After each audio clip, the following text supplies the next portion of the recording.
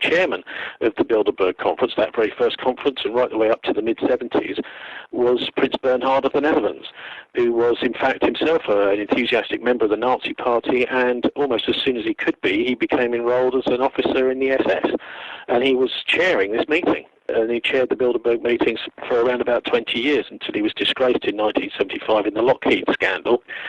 He left a bit of paper in a bin that one of the chambermaids in the hotel fished out of the bin and then gave to the Dutch press, and they found that he'd taken $1 million bribe from Lockheed in order to persuade the Dutch Air Force to take Lockheed aircraft, and then he had to resign. I mean, this is the kind of birth of the Bilderbergs in 1944 and in the 1950s.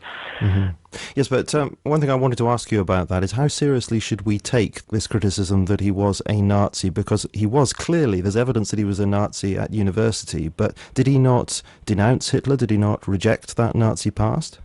Well, yes, of course. But I think it's not really fair to say that the Dutch people really embraced him, because he married into the Dutch royal family and then said, oh, well, I've changed sides. But to what extent did he change sides? Certainly during the Second World War, the Americans didn't trust him. The Admiralty didn't trust him. Funnily enough, though, King George VI did trust him.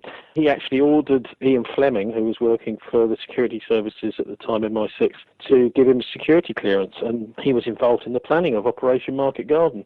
So you've got Prince Bernhard of the Netherlands and Lord Carrington both chairing this meeting. I mean, I look upon it as a sort of post-World War II Nazi elite, people who believe that they're better than everybody else in the Western world, and that they have absolutely no interest in democracy, they have no interest in ordinary people.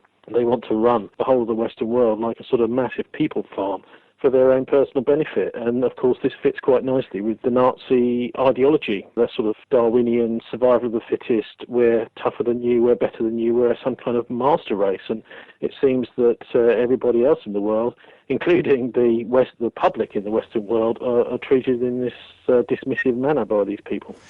And do you understand the European Union as having essentially come from the Bilderberg Group's ideas back in the 1950s? Certainly, that's what many people have said who were involved in the early stages of the Bilderberg Group, is that was clearly going to be one of their main missions in the 1950s, was to create a United States of Europe. I mean, we already see that much of our legislation here in Britain is dictated from the EU. Margaret Thatcher herself, according to Jim Tucker, said that she thought it was a privilege to be denounced by the Bilderberg Group. But that was the point at which she realised that actually it wasn't her that was in charge at all, because many of her policies, including the poll tax, were actually devised by Victor Rothschild, who was a Labour peer. I mean, he'd been in and out of Chequers for probably about 15 years by the end of their premiership. Certainly during the Heath government and the Wilson government, I'm sure about Callaghan, but certainly before Thatcherism, Victor Rothschild was a big player. I mean, he's one of these kind of eminence grise figures behind the scenes, a little bit like Prince Bernhard was, and other people in the beginning of the Bilderberg Conference. He was doing machinations, but he didn't really want to have any kind of public profile. Victor Rothschild was one of the people that drew up the legislation for the poll tax, which was such a disaster, and also a completely unfair tax, asking people who had no money or very little to actually pay the same as rich people, a regressive tax, which caused riots in London. And also Victor Rothschild was behind the sacking of the Director General of the BBC back in 1987. And, you know, I, as someone that used to work there, would very much point to that as an important episode in the downfall of the BBC. Now, you know, when the BBC first started in the 30s, it was actually very right-wing. You know, it was incredibly pro-establishment, actually rather fascist. In the 30s, for example, Churchill was kept off the BBC because he had anti-Hitler views, and there was Lord Reith, who was the first Director General of the BBC and really started it, was actually pro-Hitler. I mean, that was what was going on in the 1930s. All we were getting was a kind of, and the Daily Mail, of course, as well, was pro-Hitler stuff. Isn't this guy wonderful? And the views which were sceptical about Hitler were completely kept off our mainstream press in Britain. The BBC very much as well. And it was only very much later, when it became clear that Hitler was menacing many British interests, basically in 1939, that Churchill was allowed on the BBC for the first time. Then we had 40 years or so of the BBC being quite good, which was when I was growing up, most of it, you know, in the 1960s and 70s. But in 1987, Victor Rothschild asked Marmaduke Hussey if he could sack the Director General, because Aleister Milne, who was Director General at the time, was making quite a lot of programmes which were anti-Thatcher. both sides. You know, they were having things which were out against the left-wing Labour, but also against Thatcher. One very memorable one was called Maggie's Militant Tendency, which was it was at the time of Labour militant. There was a lot of criticism of the left-wing Labour groups around Britain being very, you know, sort of terribly socialist, and they were called militant. They were into actually having strikes and things like this. And Maggie's Militant Tendency had a look at people like Neil Hamilton and others, and Jonathan Aitken in the far right of the Tory party, going along to fascist meetings, for example, coming out with fascist views, racist views, and this did not go down very well with Margaret Thatcher. And so at that point, Victor Rothschild, who bizarrely was a Labour peer, I think he was actually an infiltrator into the Labour Party, really, rather than had any real interest in the interests of ordinary working people. But he asked Marmaduke Hussey, "Can you sack the Director General?" And Marmaduke Hussey put that in his autobiography. And of course, from that moment onwards, the BBC went downhill, because if you've got a coward or a control freak or a combination of both in the driving seat, then the organisation's creative ability really starts to crumble from the top down. Well, the beginning of the European Union is very problematic. There are many theories about it.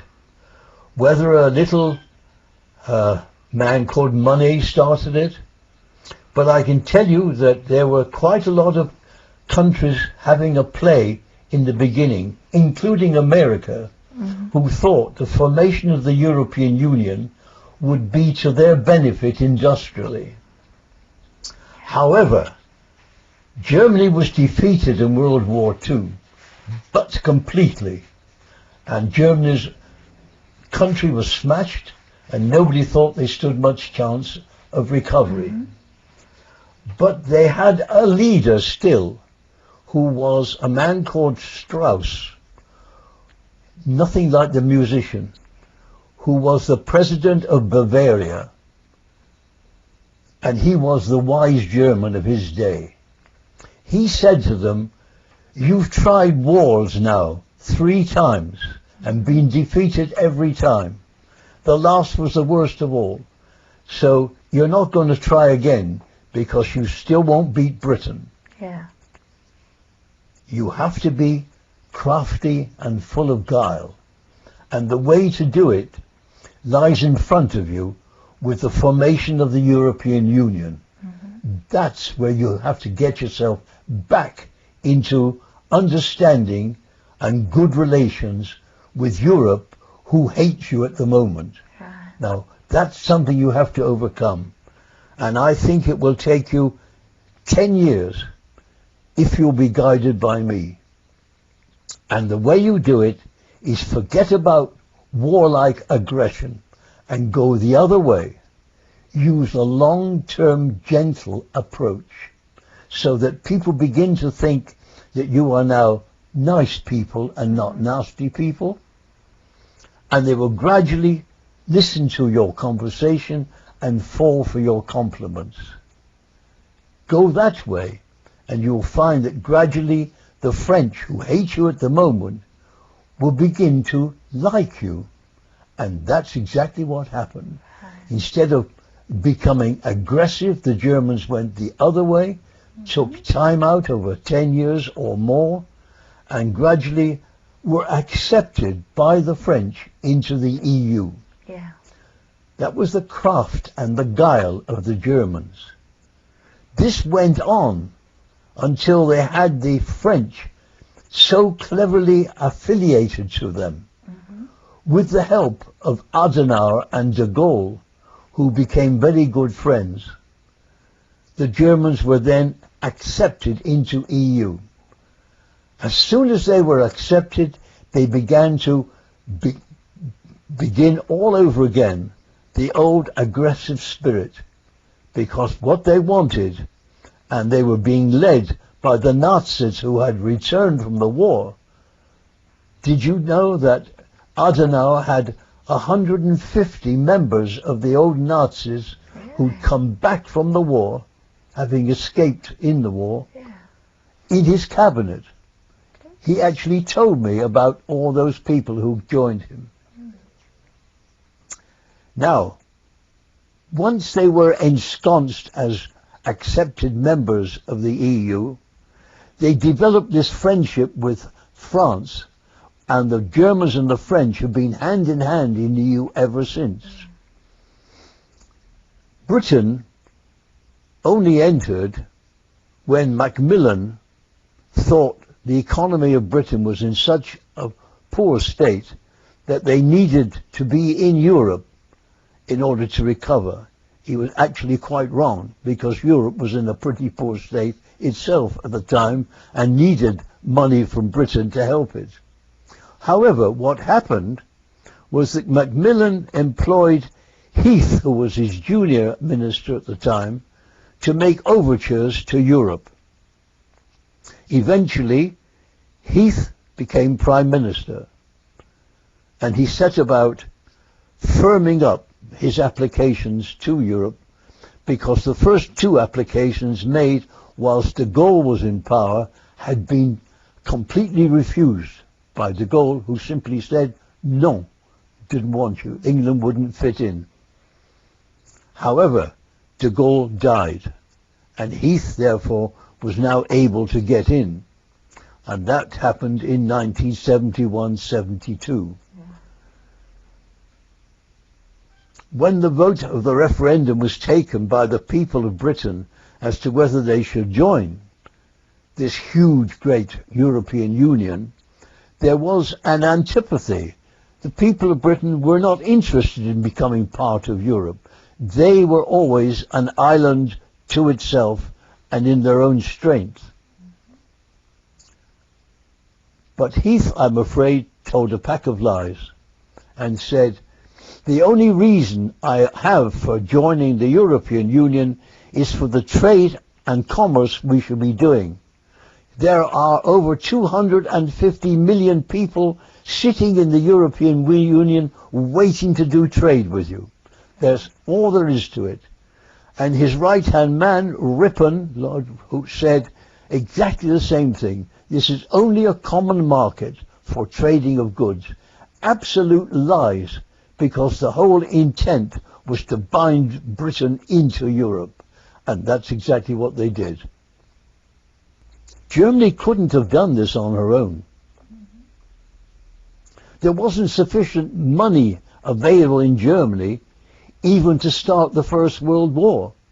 The Kaiser didn't have all the wealth necessary. But the Kaiser was financed partly from America by American banks.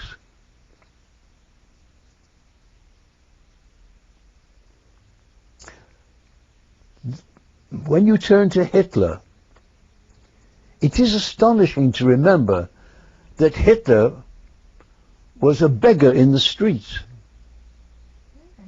before he came to power, and that coming to power was extremely fast.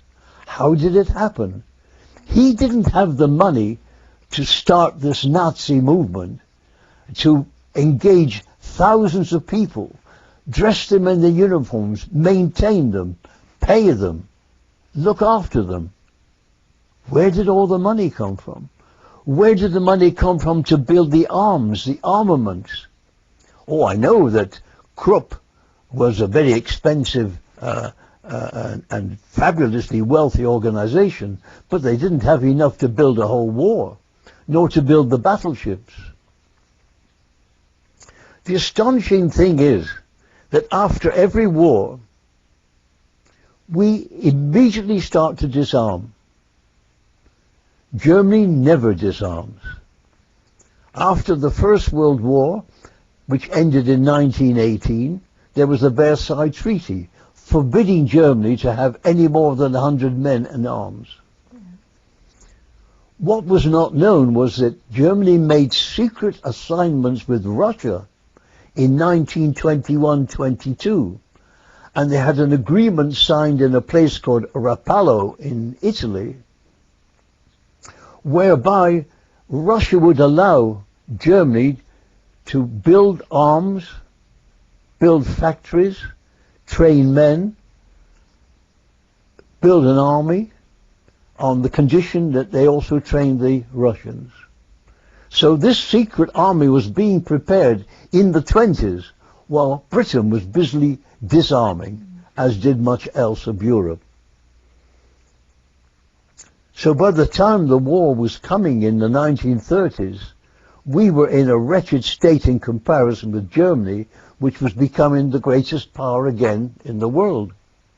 The strange thing is that although they followed Strauss's behests to gain power in Europe, they've also found their way out of the war treaty after World War II into breaking that rule and starting to rebuild.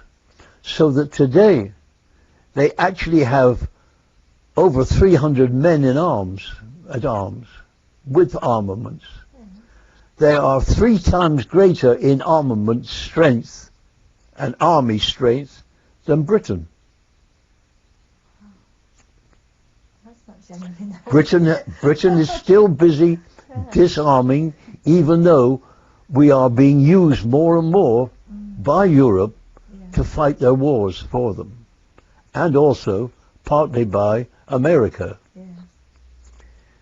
I won't go at the moment into the relationship between Bush and Blair, but it must be said that money from America, from American German sources, helped Hitler come to power.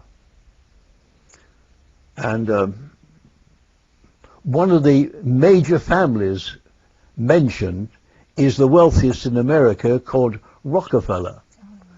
And stories are that there is an association which helped Hitler finance his war efforts in World War II.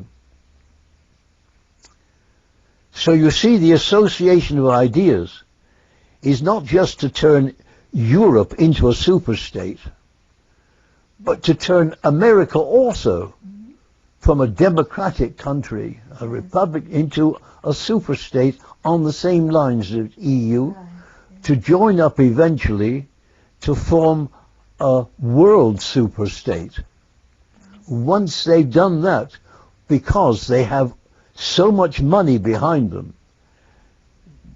they own the banks, they own the money of the world. They have accrued such money since the 18th, 19th century that the rest of us look like minuscule in comparison. But that money means power, and the power has gone to their heads so that they believe they have the right to rule the world, and they are trying to build a world government with them as the leaders. About the middle of the 18th century, there was formed an organization called the Illuminati. Now, Illuminati, the illumined, comes from the leading angel of the Lord, if you remember, who was the Lord's favorite and was called the angel of light, the illumined one. Unfortunately, like so many spoilt children, he fell from heaven and was turned into what later became known as the devil. The Illuminati are a people who believed in the devil as a greater power than any other. And they were led around 1740 to 50 by a Jesuit priest, dissatisfied. That's where so many things come from, the dissatisfaction of people. He decided to support the devil in his best way. To do that, he started an organization called the Illuminati, the illumined one. They're the children of the devil, if you like.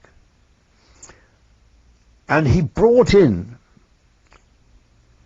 people who were great thinkers, kings, leaders, dictators, and above all, leading Freemasons. And that conglomerate created this Illuminati. From the Illuminati has developed over the years these people of great power who seek more and more power. You had the Fabians in England are the people who sought power in the major size, a sort of power which was going to deprive the people of the country from their rights under the law and turn them into semi-slaves on the basis, if you like, of something like the Russian ideal of communism. And this is the sort of thing which astonishing people like George Bernard Shaw actually believed in. They believed in depriving the people of their freedom and sovereign rights to turn them into one complete entailment. Not only were these Illuminati descendants to be found in Europe, and especially in the Fabians in Britain, but they were also to be found in America, and they still are. And they've grown stronger and stronger in America, being the most powerful country in the world. They had the freedom to grow and to expand. And they have done things in America with the value of the dollar and the value of the gold, which take a lot of discovering, believe me. It's worthwhile finding out all you can, and finding out who the people are who are behind it, because until you find out who they are, you do not find the means of dealing with them.